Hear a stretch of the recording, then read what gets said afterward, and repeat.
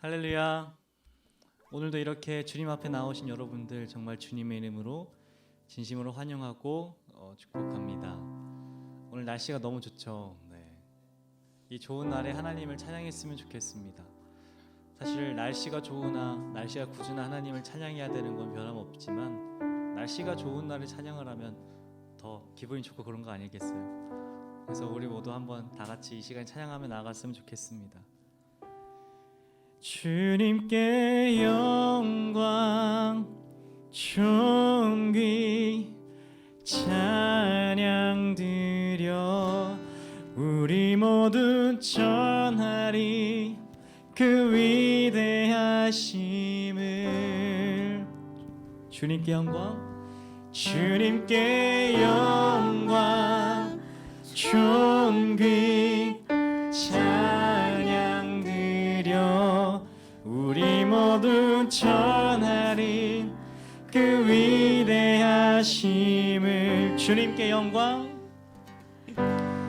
주님께 영광 존귀 찬양 드려 우리 모두 전하리 그 위대하심을.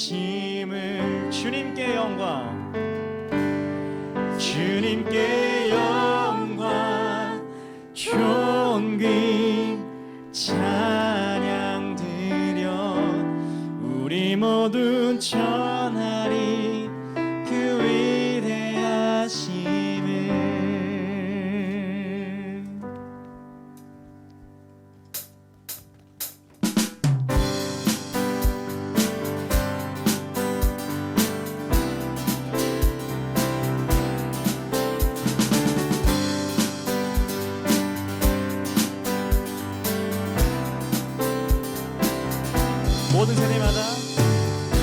모든 세대마다 자녀들에게도 주의 크신 힘과 주의 능력을, 주의 신실하심, 주의 영광을 전하리.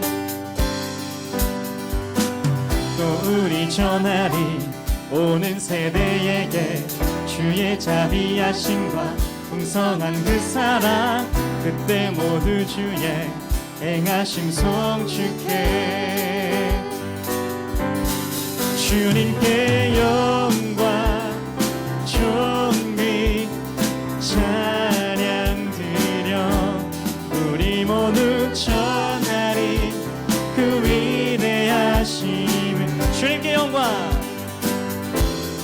주님께 영광 존귀 찬양 드려 우리 모두 전하리 그 위대하심을. 다 영원 못하네 주의 의로우심, 비교할 수 없네 무한한 그 능력. 주님의 약속은 영원히. 낙심한 자들을 일으켜 주시며 주를 부를 때 찾아와 주시네. 그 모두 주의 그 이름 찬양해. 주님께 영광 존귀 찬양 드려 우리 모두 전하리 그 위대하심을. 주님께 영광, 주님께 영광 존귀 찬양 드려 우리 모두 전하리 그 위대하심을. 주님께 영광, 주님께 영광 존귀 찬양 드려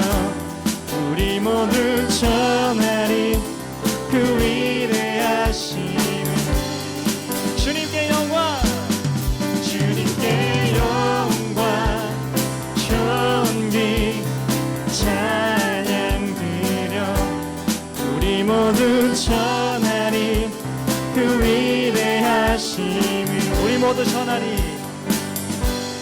우리 모두 전하리 그 위대하심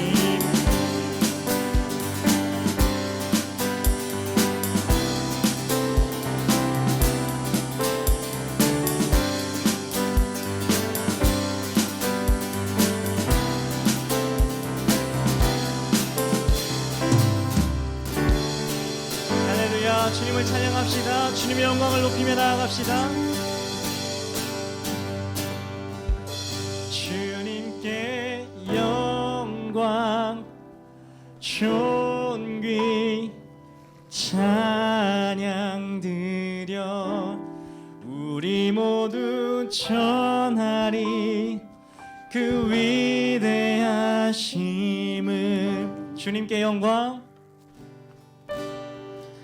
주님께 영광 존귀 찬양 드려 우리 모두 전하리 그 위대하심을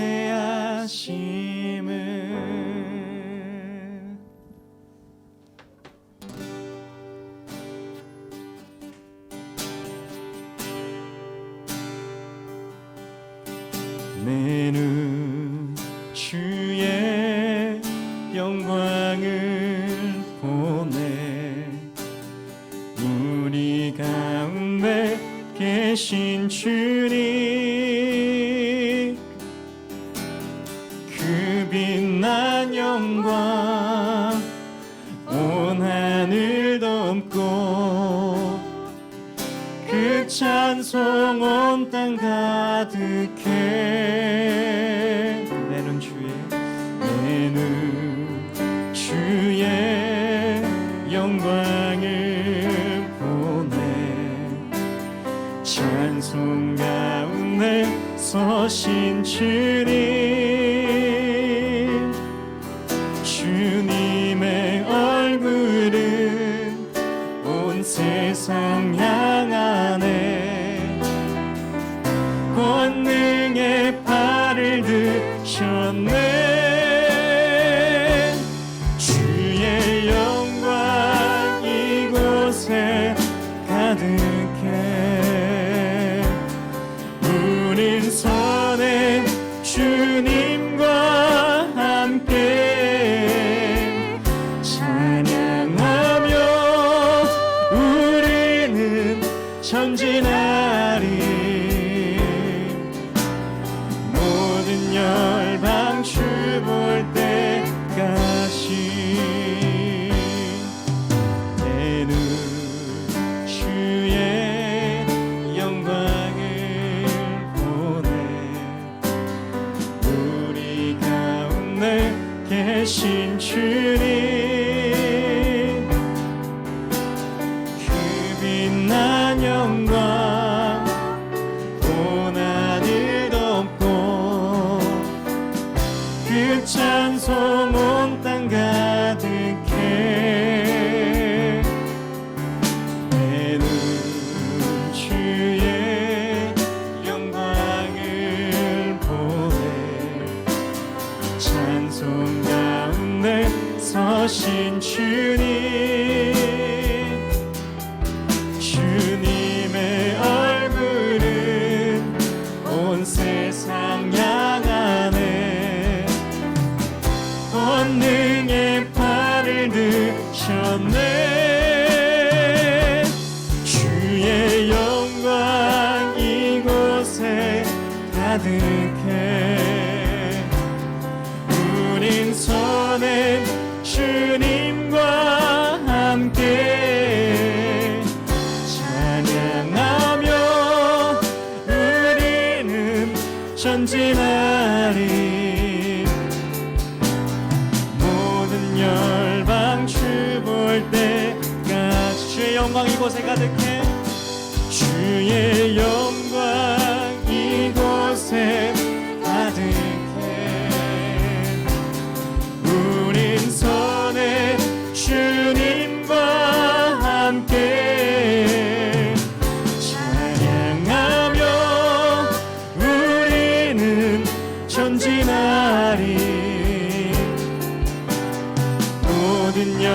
열방 춤을 때까지 모든 열방 춤을 때까지 모든 열방 춤을 때까지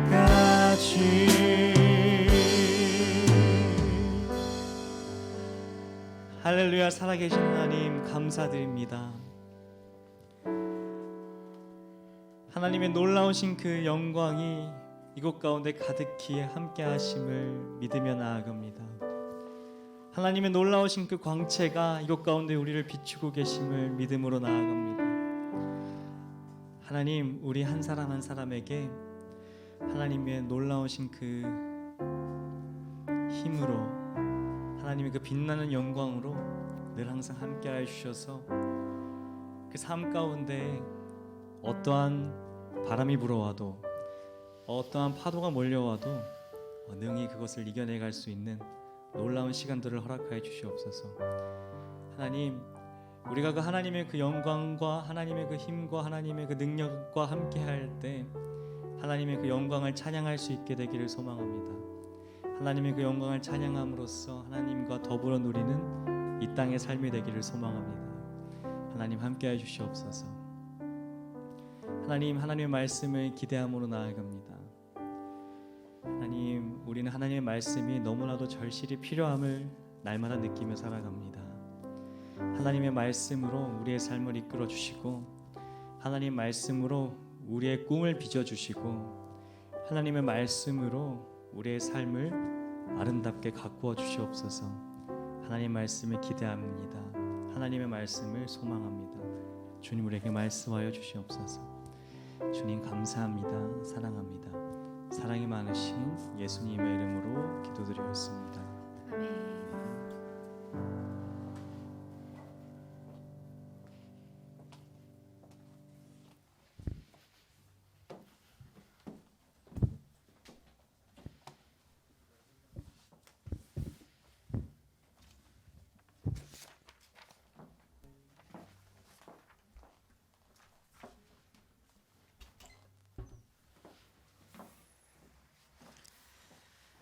반갑습니다. 자리가 조금 바뀌었죠? 붙여봤어요. 붙여봤더니 옆에 또 바꿨어? 이름도 바꿨네? 자리도 바꾸고 이름표도 바꿨네. 그렇게 해서 확실히 인진되는 것 같아. 예준아, 하준아. 둘이 바꿔붙임으로써. 앞으로 다 와. 손님. 괜찮아, 괜찮아. 네. 우와. 보고 싶었던 친구들도 보이고, 지난주에 못 봤던 보고 싶었던 친구들도 보이고 반갑습니다. 우리 인사하고 시작하도록 하겠습니다. 준비됐어요? 은율이 안녕? 지난주에 못 봤어. 우리 빛이 있으라 같이 인사하고 시작하도록 하겠습니다. 빛이 있으라. 빛이 있으라. 네. 오늘 주신 하나님의 말씀은 네 생각과 내 생각 다르다. 이런 제목으로 내가 누군지 아니 6번째 시리즈입니다. 말씀 보겠습니다. 말씀은 요한복음 12장 12절에서부터 16절까지 말씀입니다. 요한복음 12장 12절에서부터 16절까지의 말씀입니다. 짧죠, 오늘은. 전도사님이랑 번갈아서 교독하도록 하겠습니다. 그 이튿날에는 명절에 온 큰 무리가 예수께서 예루살렘으로 오신다는 것을 듣고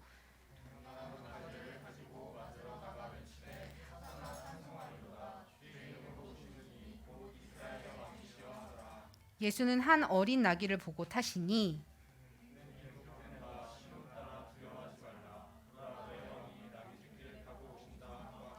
같이 읽을게요. 제자들은 처음에 이 일을 깨닫지 못하였다가 예수께서 영광을 얻으신 후에야 이것이 예수께 기록된 것임과 사람들이 예수께 이같이 한 것임을 생각났더라. 아멘. 사진 보여주세요. 이거 무슨 사진인지 아나요? 우리 친구들 둘 다 모르는 거 아니죠? 이 두 사람 다 몰라요? 몰라?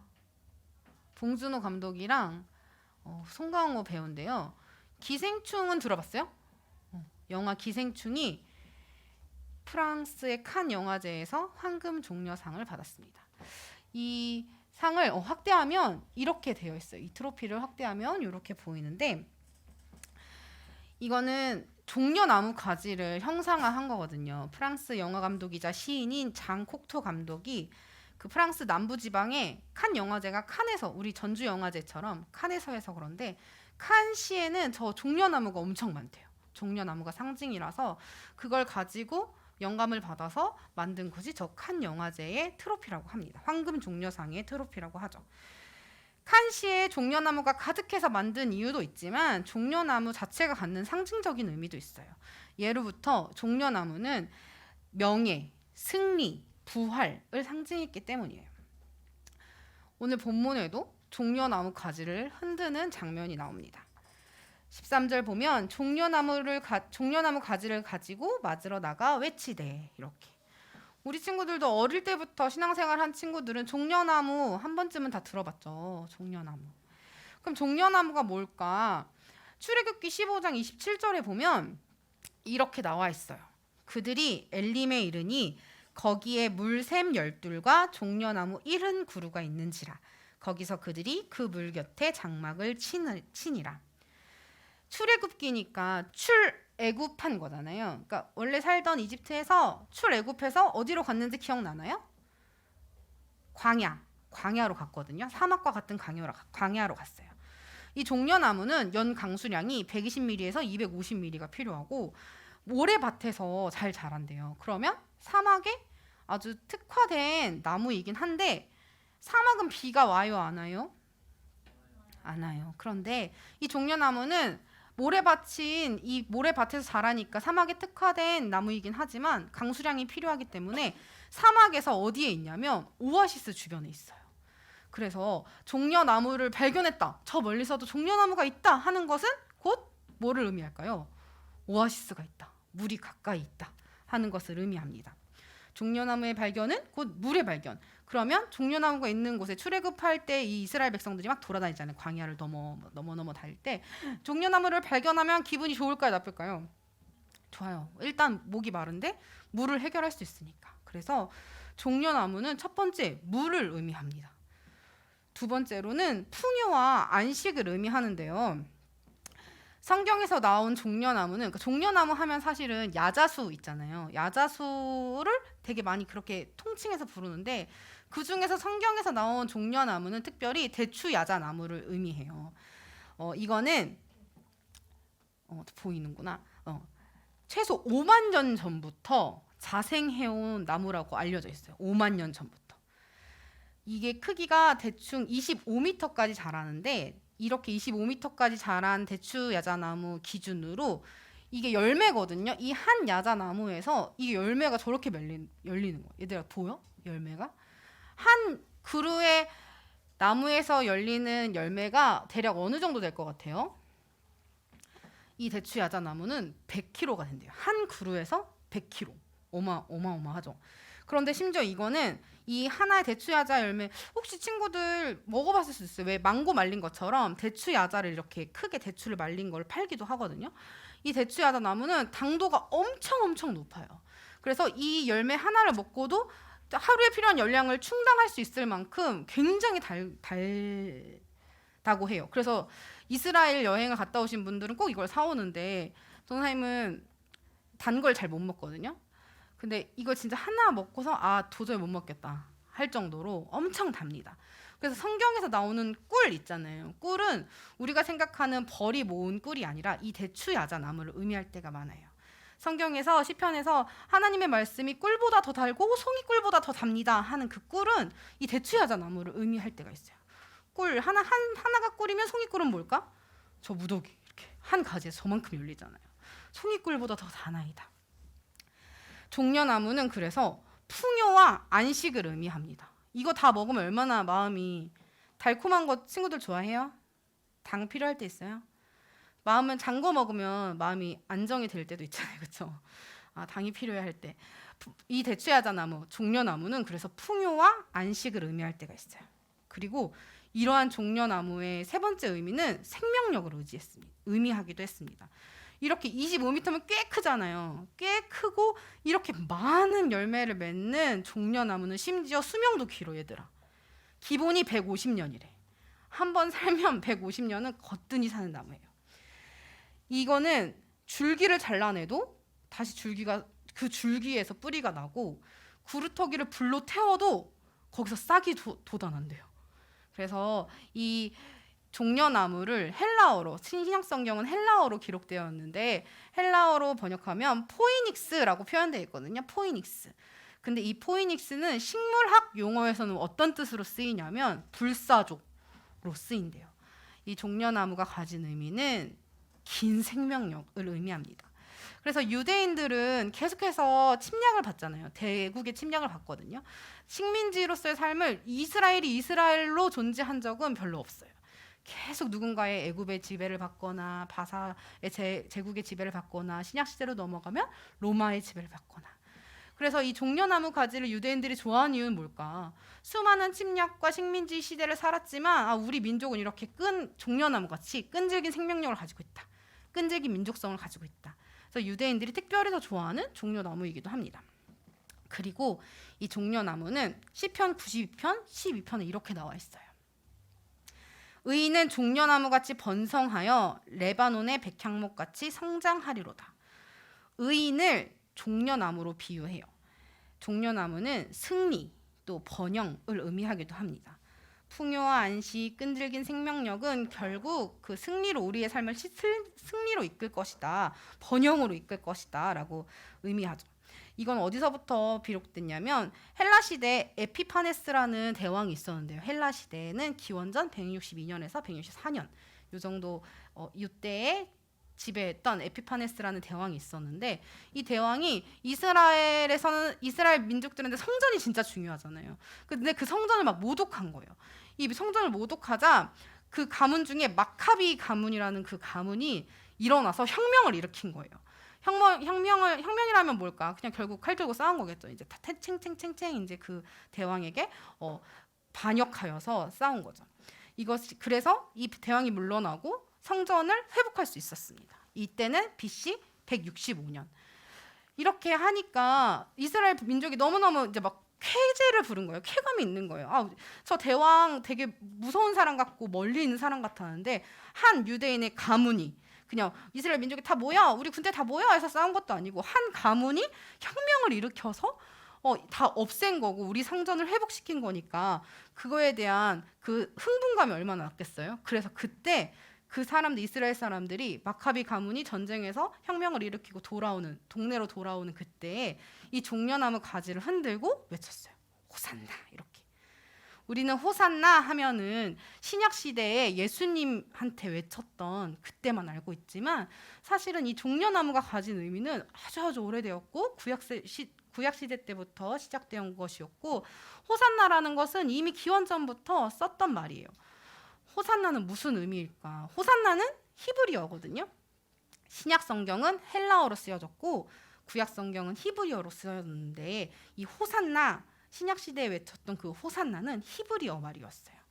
히브리어의 호산나는 야샤라는 자유롭게 하다, 해방하게 하다라는 의미와 나가 뭐냐면 자, 오, 청하건대 하는 감탄사거든요. 야샤와 나를 합쳐서 호산나 이렇게 된 거예요. 호산나 하면 이 마카비 가문에게 외쳤던 것처럼 신약 시대에 예수님이 예루살렘 성으로 입성하실 때에 그때 그 기억, 성전을 회복하셨던 기억, 우리가 억울했는데 그 마카비 가문이 혁명을 일으켜서 다 싸워 없애서 이겼던 그 영광을 기억하면서 동일한 승리가 이곳에 있기를, 그 에피파네스 대왕을 물리친 것처럼 로마 황제를 물리치고 예수님께서 우리를 이겨낼 수 있게 하시기를 그 영광을 기억하면서 호산나라고 외쳤던 거예요. 그럼 이 호산나를 언제 누가 외쳤을까? 본문 12절에 보면 그 이튿날에는 명절에 온 큰 무리가 예수께서 예루살렘으로 오신다는 것을 듣고 이렇게 나옵니다. 그 이튿날, 그러면 그 앞전에 분명 무슨 일이 있었기 때문에 이 예루살렘 입성하시는 예수님을 그렇게 맞이한 거겠죠. 대체 무슨 일이 있었을까? 이 무슨 일이 있었을까는 요한복음 11장부터 12장 1절에서부터 8절까지 말씀에 나와 있어요. 네, 요한복음 11장 1절에서부터 3절 말씀입니다. 어떤 병자가 있으니 이는 마리아와 그 자매 마르다의 마을 베다니에 사는 나사로라. 이 마리아는 향유를 주께 붓고 머리털로 주의 발을 닦던 자요, 병든 나사로는 그의 오라버니더라. 이에 그 누이들이 예수께 사람을 보내어 이르되 주여 보시옵소서, 사랑하시는 자가 병들었나이다 하니, 이렇게 나와 있어요. 예수님, 베다니에 나사로라 하는 자가 죽게 되었습니다. 예수님께서는 온 이스라엘을 두루 돌아다니시면서 하나님의 나라를 선포하시고 회당에 들어가서 하나님의 말씀을 가르치시고 병든 자를 고치고 계셨는데, 그 순회 공연 중에 어떤 소식이 들리는 거예요. 예수님, 베다니 마을에 나사로라 하는 자가 죽게 되었대요. 그런데 이 베다니에 사는 나사로는 어떤 존재이냐? 예수께 향유를 붓고 예수님께 발을 차마 손으로도 닦아주지 못하고 머리카락으로 이렇게 닦아드리던 마리아 아시죠, 예수님? 그 마리아 오빠예요. 예수님께서 사랑하시는 그 자라고요. 예수님은 병을 고치실 때 그냥 길 가던 여인이 예수님의 옷깃을 잡고도 예수님이 그 병을 고쳐주셨잖아요. 기억나요? 그냥 맹인이 다윗의 자손 예수여 했을 때도 그냥 고쳐주셨던 분이, 사랑하시는 자, 내게 특별한 관계가 있는 사람, 그 나사로, 마리아와 마르다와 나사로가 아프다는 그 집에 나사로가 아프다는 이야기를 들으면 당연히 가실 줄 알았어요. 그런데 예수님께서는 우리의 생각과 달리, 또 마르다와 마리아의 생각과 달리 그냥 있던 곳에 이틀 더 유하시다가 그 다음에 베다니로 향하셨습니다. 예수님께서 베다니에 향했을 때는 그 다음에 나사로는 어떻게 되었을까요? 이미 죽은 뒤였습니다. 근데 막 죽지 않고 죽은 지 나흘이 지난 상태였어요. 당시 랍비들은 죽은 사람의 영혼이, 그러니까 사람이 죽잖아요. 그럼 죽은 사람의 영혼이 3일을 이 육체에 이렇게 떠돌아다닌다고 생각해요. 3일 동안. 왜냐하면 이 3일 동안은 내가 다시 이 몸속으로 들어갈 수 있을 거라고, 다시 살아날 수 있을 거라고 믿기 때문에 그 3일 동안은 다시 살아날 수도 있다, 이렇게 믿거든요, 당시에는. 그런데 예수님 며칠 만에 도착하셨다고요? 4일 만에 도착하신 거예요. 뒤늦게 온 예수님을 향해 마르다와 마리아는 이렇게 외칩니다. 요한복음 11장 21절 말씀 보면, 마르다가 예수께 여짜오되 주께서 여기 계셨더라면 내 오라버니가 죽지 아니하였겠나이다. 11장 32절 보면, 마리아가 예수 계신 곳에 가서 배웠고 그 발 앞에 엎드려 이르되 주께서 여기 계셨더라면 내 오라버니가 죽지 아니하였겠나이다 하더라. 마리아와 마르다는 예수님을 엄청 사랑했어요. 그리고 예수님이 주이신 것도 믿었고 그리스도인 것도 믿었어요. 예수님께서 좀 더 일찍만 오셨더라면 나사로가 죽지 않았겠다, 내 오빠가 죽지 않았겠다 라고 생각한 거죠. 예수님은 근데 왜 늦으셨을까? 분명히 예수님께서는 듣고 바로 오시면 살리실 수도 있었을 것 같은데 왜 그곳에서 이틀이나 더 유하다가 오셨을까? 전도사님은 집이 천안이거든요. 천안 알아요? 호두과자 충남 천안이거든요. 지금 집이. 그래서 전도사님은 학교는 서울, 교회도 서울. 그래서 전도사님 계속 천안이랑 서울 왔다 갔다 하는데 대중교통을 이용해서 일주일에 한 5번은 올라오는 것 같아요. 그런데 전도사님이 SRT를 이용하는데 그 기차를 타고 예매를 하고 딱 올라섰는데 내 자리에 누가 앉아 있는 거예요. 그러면 처음에는 이렇게 조심스럽게 말했어요. 여기 제 자리인데요. 말했는데 여기 제 자리인데요? 그러시는 거예요. 어떤 아주머니께서. 그럼 속에서 어떤 이제 전도사님 어떤 생각이 들었을까요? 이제 싸울 태세를 하고 싸우겠다, 내 자리 맞다. 그래서 딱 다시 표를 확인하고 제 자리 맞는데요? 이렇게 한 거죠. 근데 그 아주머니께서도 제 자리 맞는데? 막 확인하시더니 제 자리 맞아요 그러시는 거예요. 그래서 전도사님이 다시 확인했어. 뭐가 문제였을까? 전도사님이 이번 주 화요일, 오늘은 화요일이야. 화요일 걸 예매해야 되는데 다음 주 화요일 걸 예매한 거죠. 그런데 이렇게 그걸 깨닫는 순간 이미 기차는 출발했어요. 전도사님은 무임승차가 된 거죠. 무임승차로 기차를 했다가 걸리면 엄청난 과태료를 물거든요. 근데 전사님 생각보다 되게 소심하거든요. 이때부터 이제 막 어떡하지, 막 뛰어내려야 되나, 막 어떻게 해야 되나 고민을 하다가 마침 영무원이 지나가서 말했어요. 제가 오늘인 줄 알고 다음 주 걸 예매했는데 이거 제가 어떻게 안 됩니까? 제가 진짜 일부러 그런 거 아니고 무임승차 하려는 거 아니고 진짜 이거 실수예요 하면서 얘기했더니 그런 사람들이 되게 많나 봐요. 영무원이 놀라지 않으시고요. 그러시더라고요. 네, 가능하십니다. 여기서 결제하시면 되고요. 40%의 부가료가 더 붙습니다. 그러니까 전도사님이 10,000원을 내고 결제를 했다면 4,000원을 더 붙여서 14,000원을 결제하고 서울까지 와야 되는 상황이 있었던 거예요. 대중교통을 이용하면 타이밍이 진짜 중요하죠. 우리 친구들 대중교통으로 많이 이동하나요? 막 열심히 달려서 가보면 어떨 때 20분 기다려야 될 때 있고 또 지난번에 그랬으니까 좀 천천히 갈까 그러면 띵띵 하면서 지하철이 그냥 지나가 버리고 타이밍의 연속입니다. 예수님께서는 나사로의 소식을 들으셨을 때 왜 바로 티켓팅하지 않으셨을까? 무임승차라도 하셔서 40% 부가 운임료라도 물으셔서 일찍 오시면 나사로가 쉽게 살 수 있었을 텐데 예수님께서는 여태까지 쉽게 살리셨잖아요. 말씀으로. 예수님이 막 8시간 대수술을 거치셔서 살리신 것이 아니라 말씀으로 고치시는 예수님께서 왜 바로 티켓팅하지 않으셨을까? 왜 다른 거 다 제쳐주고 사랑한다며 왜 나에게 달려오지 않으셨을까? 나사로에게 달려오지 않으셨을까? 예수님께서는 이미 죽은 지 4일이나 지난 나사로의 무덤에 도착하시고 눈물을 흘리시면서 무덤 문을 열어라 이렇게 말씀하십니다. 그러자 마르다가 이렇게 말해요. 요한복음 11장 39절에 보면 주여 죽은 지가 나흘이 되었음에 벌써 냄새가 나나이다. 이미 이렇게 이스라엘의 장례 문화는 우리와 되게 비슷하거든요. 이렇게 베옷을 싸서 꽁꽁 싸서 다른 점은 우리는 뭐 관에 넣고 땅 아래에 묻는다거나 아니면 화장을 해서 납골 땅에 두는 대신에 이 고대 이스라엘은 큰 동굴을 만들어서 시체를 그냥 이렇게 베옷을 싸서 그대로 이렇게 올려두고 큰 돌문으로 다시 탕 닫았어요. 그런데 이 돌문을 열어라 이렇게 말씀하시는 거예요. 그러니까 마르다가 말리는 거예요. 예수님 그 슬픈 마음 알지만 이미 사흘이나 지났기 때문에 썩어서 냄새가 납니다. 이 시체는 썩어서 냄새가 나요. 수많은 사람들이 나사로의 장례를 치르기 위해 많이 몰려 있었어요. 나사로의 주변. 마르다와 마리아를 위로하기 위해서 그 집에 몰려 있던 상황이었어요. 이미 죽어서 냄새가 나는 그때까지 예수님께서는 기다리셨다 오신 거거든요. 이제 우리 오빠는 살 수 없어. 이제 우리 오라버니는 끝이야. 라고 마르다와 마리아가 생각하는 그 순간 예수님께서는 일부러 오신 거예요.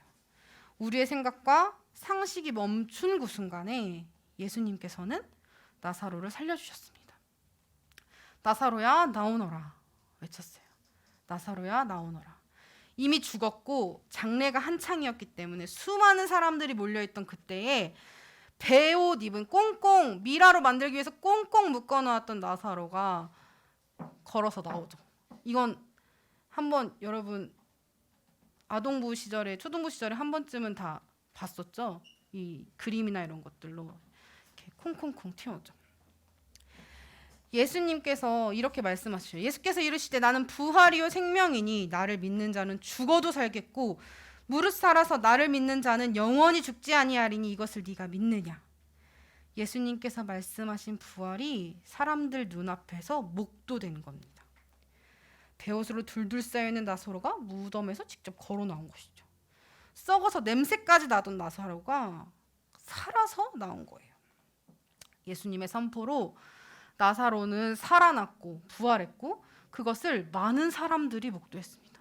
장례를 치르기 위해 사람들이 울고 있었어요. 위로하고 있었어요. 모여 있었어요. 그런데 예수님 단 한 분의 등장으로 그 죽었던 우리가 여태까지 눈물 흘리며 슬퍼했던 나사로가 살아나온 거예요. 이거는 이전까지의 예수님의 이적과 기적과 차원이 다른 일입니다. 예수님이 그저 눈을 떠라 소경아 눈을 떠라 벙어리야 말을 해라 안진뱅이야 일어나라 했던 것과는 차원이 다른 일이에요. 죽었다니까요. 죽은 자 살리신 적 있어요. 그런데 썩어서 냄새까지 나는 나사로를 살리신 것은 이전의 것과 차원이 다른 일이었습니다. 수많은 포로 생활, 식민지 생활, 이젠 우리 정말 답이 없어. 라고 생각했던 그때에 예수님은 보여주신 겁니다. 예수님께서는 왕으로 칭송받기 위해 나사로를 살리신 것이 아니에요.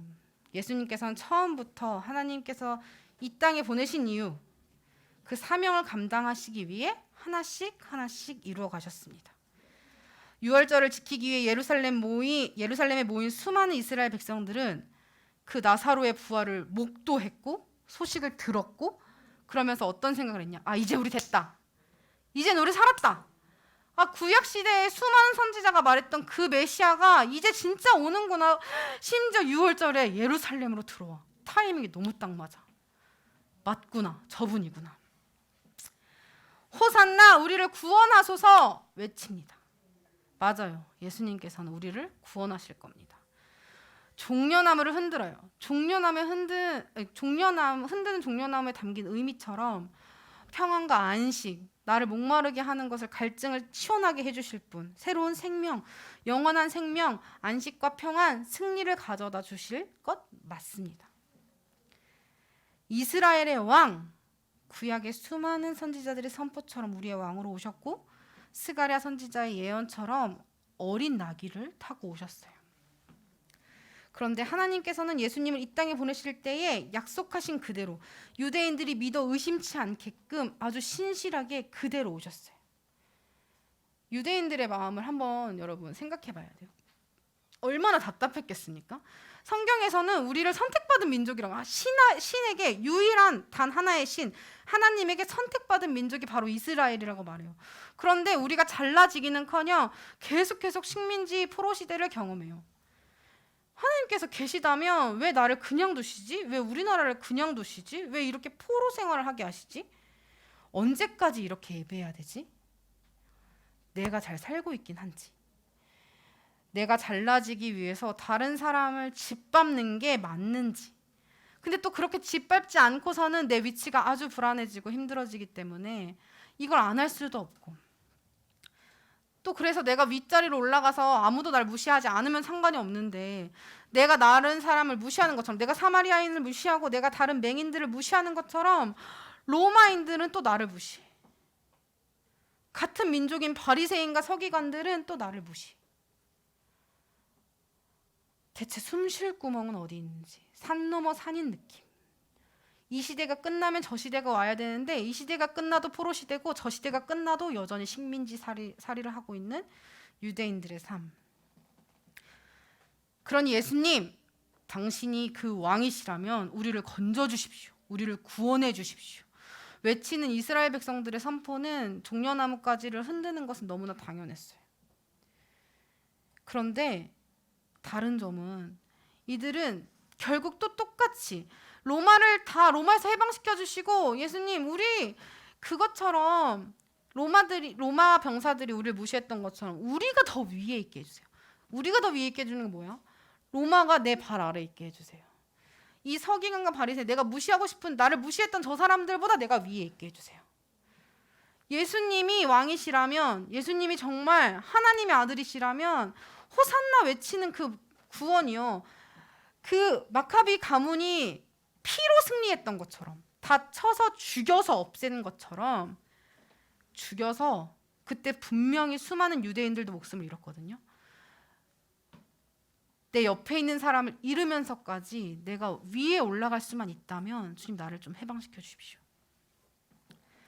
신실하게 약속대로 오신 예수님은, 하나님의 나라는, 하나님 나라의 성취는 우리의 생각과 달랐습니다. 예수님께서 어린 나귀를 타고 예루살렘으로 들어오신 것은 다 죽이고 다 부셔서 승리한 마카비 가문의 승리가 아니었습니다. 예수님이 나사로에게 보여주셨던 부활의 능력은, 또 그것을 많은 이스라엘 백성들 눈앞에서 보여주신 이유는 내가 왕이야 라고 말해주시려는 것이 아니라, 내가 곧 생명이다. 그러니 사랑하는 나의 백성들아, 죽음을 두려워하지 말아라. 왜요? 예수님이 곧 죽으실 것이기 때문에. 두려워하지 말아라. 내가 결국 생명이다. 죽음을 두려워하지 말아라. 내가 나사로를 살린 것처럼 내가 다시 살아날 것이다. 두려워하지 말아라 하는 예수님의 응원이자 위로였던 거죠. 우리가 들고 있는 종려나무 가지는 어떤 것입니까?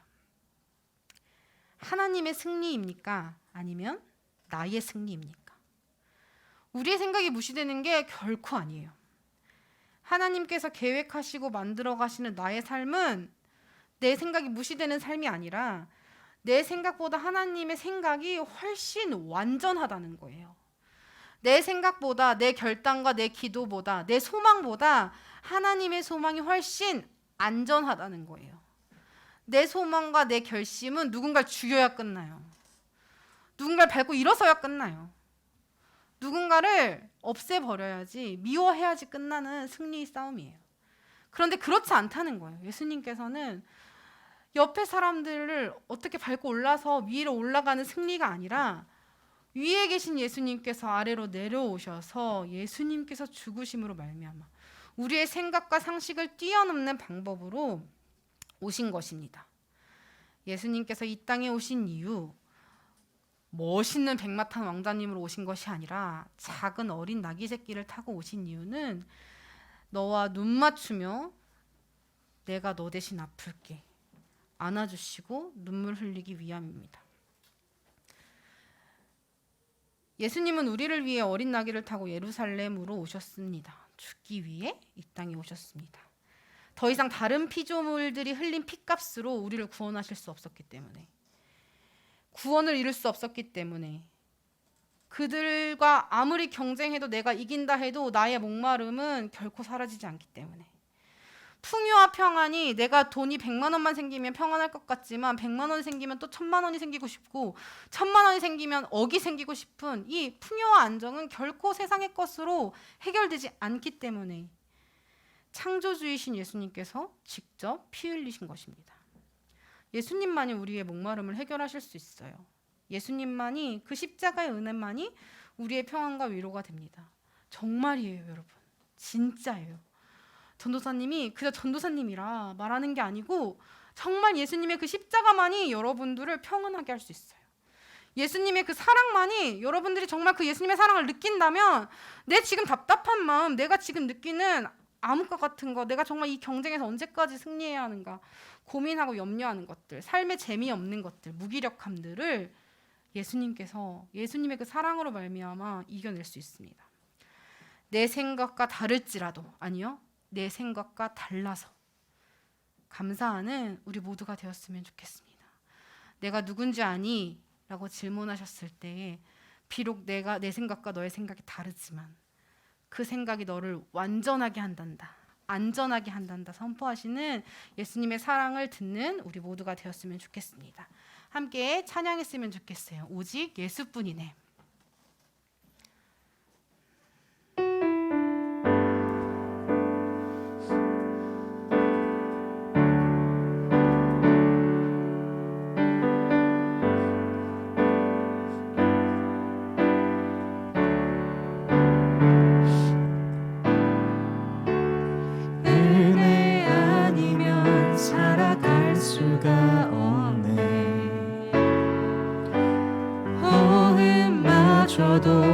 다 주의 것이니 세상 평안과 위로 내게 없어도 예수,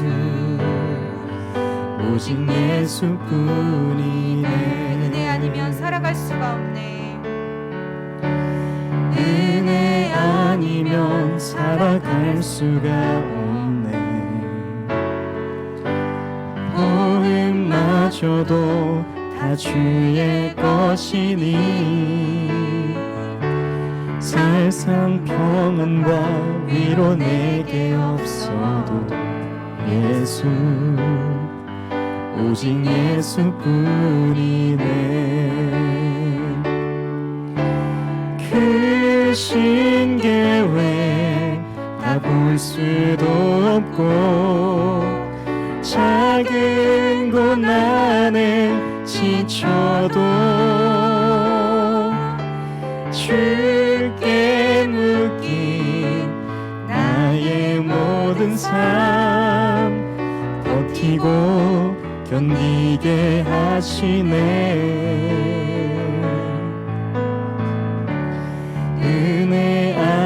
아니면 살아갈 수가 없네.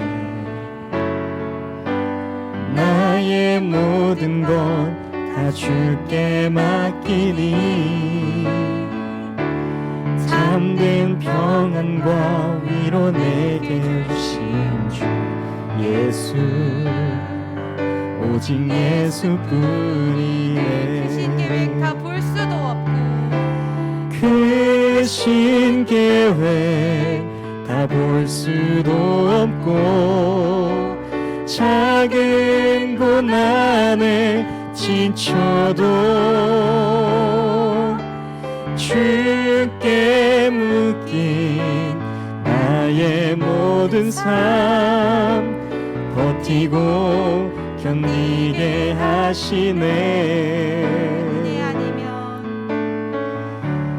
은혜 아니면 살아갈 수가 없네. 나의 모든 것 다 주께 맡기니 참된 평안과 위로 내게 주신 주 예수, 오직 예수뿐이네. 참된 평안과 위로 참된 평안과 위로 내게 주신 주 예수, 오직 예수뿐이네.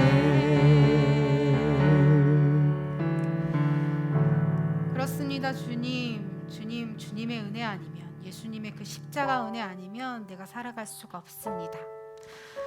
그런데 주님, 잘 믿겨지지가 않아요. 잘 느껴지지가 않아요. 이스라엘 백성들이 아무리 식민지 삶을 살았다고 하고 로마 통치의 삶을 살았다고 해도 주님, 지금 저희 앞에 닥친 문제들이 더 답답하고 잘 모르겠습니다. 이스라엘 민족들은 예루살렘으로 입성하시는 예수님이라도 보았는데 나는 예수님이 눈앞에 있지도 않고 그래서 호산나 외칠 힘도 기운도 능력도 없어요. 그러나 주님, 말씀을 믿고 나아갑니다. 의지하며 나아갑니다. 말씀에 나와 있다 하니 주님 한번 믿고 나아가도록 하겠습니다. 주님의 그 십자가를 기억하며 나아가 볼게요. 주님만이 제 목마름을 해결하실 수 있다 하니, 주님만이 나의 평안과 위로가 된다 하니, 주님, 이번 한 주 동안 주님의 이름을 부르며 십자가를 바라보며 살아가는 우리 중고등부 친구들, 선생님들, 전도사님이 될 수 있도록 인도하여 주시옵소서. 다른 멋있는 기도가 아니라, 소리치는 기도가 아니라, 울부짖는 기도 내가 못할지라도 주님, 예수님, 하나님, 아버지, 그 어떤 호칭이라도 주님을 부를 때에 응답하여 주시옵소서. 이번 한 주도 온전히 주님께 맡겨드립니다. 주님을 더 사랑할 수 있는 지혜도 용기도 허락하여 주시옵소서. 감사드리며 예수님의 이름으로 기도드립니다. 아멘. 주기도문으로 예배 마치도록 하겠습니다. 하늘에 계신 우리 아버지, 아버지의 이름을 거룩하게 하시며 아버지의 나라가 오게 하시며 아버지의 뜻이 하늘에서와 같이 이 땅에서도 이루어지게 하소서. 오늘 우리에게 일용할 양식을 주시고 우리가 우리에게 잘못한 사람을 용서하여 준 것 같이 우리 죄를 용서하여 주시고 우리를 시험에 빠지지 않게 하시고 악에서 구하소서. 나라와 권능과 영광이 영원히 아버지의 것입니다. 아멘.